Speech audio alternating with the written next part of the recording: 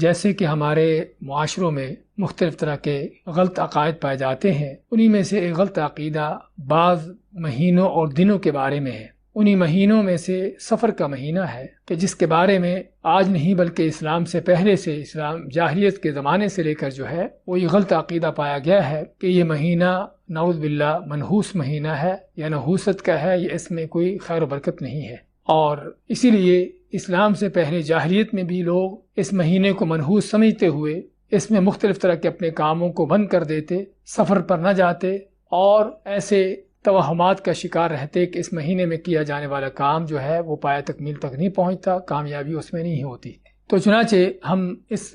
عقیدے کے حوالے سے جاننا چاہیں گے کہ شرعی لحاظ سے اس عقیدے کی کیا حقیقت ہے۔ رسول کریم صلی اللہ علیہ وسلم کا فرمان ہے، جس طرح کہ صحیح بخاری اور مسلم کی حدیث ہے کہ لا عدوى ولا طیرہ ولا حامہ ولا صفر۔ آپ مانتے ہیں کہ نہ تو وائرس بیماریاں از خود آگے پھیلتی ہیں بلکہ اللہ کے حکم سے چلتی ہیں، ولا طیرہ اور نہ ہی بدشگونی کوئی ایسی چیز ہے کہ کسی چیز کو منحوس قرار دیا جائے، ولا حامہ اور نہ الو نام کی کوئی ایسی چیز ہے کہ جس سے کوئی نقصان ہوتے ہوں، ولا صفر اور نہ ہی سفر کا مہینہ منحوس مہینہ ہے۔ تو رسول کریم صلی اللہ علیہ وسلم نے اس حدیث میں 4 مختلف طرح کے جو غلط عقائد تھے ان کا رد کیا ہے۔ ایک تو لوگوں کا جو عقیدہ سابقہ زمانوں سے لے کر چلا آیا ہے کہ وائرس بیماریاں خود بخود آگے پھیلتی اور چلتی ہیں، تو آپ میں کہ ایسا نہیں ہوتا بلکہ اللہ کے حکم اس کی تقدیر سے چلتی اور پھیلتی ہیں۔ اور دوسرا، کوئی ایسی اللہ کی مخلوقات میں چیز نہیں کہ جس سے بدشگونی لی جاتی ہو، اور ان چیزوں میں سے جس سے بدشگونی خاص طور پر جاہل لوگ لیتے ہیں اس میں الو نام کا پرندہ ہے کہ جس کے بارے میں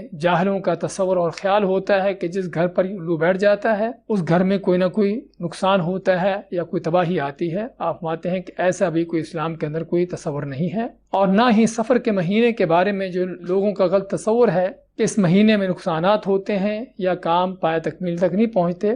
یہ بھی غلط تصور ہے۔ تو چنانچہ اوقات جتنے بھی ہیں وہ سبھی کے سبھی اللہ کے پیدا شدہ ہیں۔ علامہ ابن رجب رحمۃ اللہ علیہ فرماتے ہیں کہ کسی وقت کو جو ہے وہ خاص کرنا اس لحاظ سے کہ یہ بدشگونی کا وقت ہے، جس طرح کہ سفر کا مہینہ ہے، یہ بالکل غلط بات ہے۔ زمانے اور اوقات جتنے بھی ہیں اللہ کی طرف سے پیدا شدہ ہیں کہ تاکہ لوگ ان اوقات سے فائدہ اٹھائیں۔ تو علامہ ابن رجب فرماتے ہیں کہ ہر وہ وقت کہ جو انسان اللہ کی نیکی اور اطاعت میں گزارتا ہے وہ اس کے لیے مبارک اور بابرکت وقت ہے، اور ہر وہ وقت جو انسان اللہ کی نافرمانی میں گزارتا ہے، ہاں یہ وہ وقت ہے جو اس کے لیے حقیقت میں بدشگونی کا ہے یا اس کے لیے حقیقت میں نحوست کا ہے۔ تو اس سے پتہ چلا کہ حقیقت میں نحوست کسی مہینے اور دن میں نہیں ہے، انسان کے اپنے عمل میں ہے اگر اس کا عمل برا ہے۔ اور اسی وجہ سے ہم دیکھتے ہیں تاریخی طور پر کہ سفر کے مہینے میں اسلام کے بڑے بڑے کام پیش آئے، بڑے بڑے مارکے ہوئے، رسول اکرم صلی اللہ علیہ وسلم کے غزوات اور جنگ خیبر جیسی عظیم فتح جو ہے وہ اسی مہینے میں ہوتی ہے، اور بھی اس کے بعد بڑے بڑے غزوات اور جنگیں پیش آتی ہیں کہ جس میں اسلام اور مسلمانوں کو فتوحات حاصل ہوتی ہیں۔ اور حتیٰ کہ ذاتی اور